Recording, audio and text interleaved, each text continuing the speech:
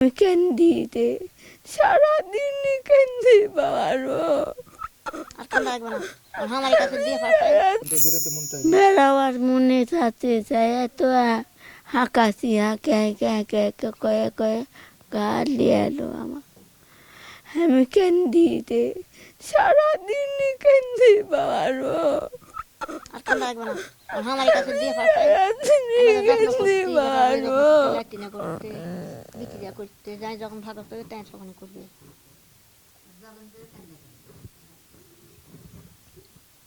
বাকিটা জীবন এখন বোনের সঙ্গে থাকবেন, এখন কার সঙ্গে থাকবেন? এত বোনের সামনে থাকুন, বোনের সামনেই থাকবো বাবা। যে কদিন বেশি আল্লাহ বেঁচে তাই বাঁচবো না, মরে তাই চলে যাবো।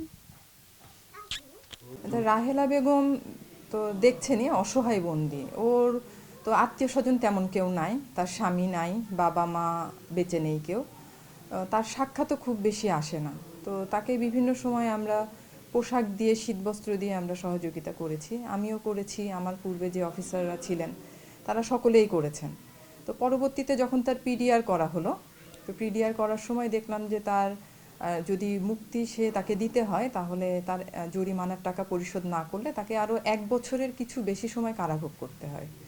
তো আমরা চিন্তা করলাম যে তাকে যদি আমরা এখন জরিমানার টাকাটা দিয়ে দিই তাহলে সে গিয়ে তার পরিবার পরিজনের সাথে তার জীবনের বাকি সময়টা কাটাতে পারবে।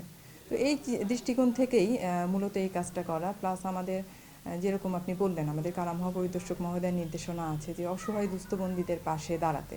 তো আমরা তার টাকাটা বন্দি কল্যাণ ফান্ড থেকে দিয়ে দেই এবং দিয়ে দেওয়ার পরে তাকে মুক্তি প্রদান করা হয়। তার একমাত্র বোন জামাই, তাকে আমরা ফোনে যোগাযোগ করি তার সাথে, তো উনি এসে তাকে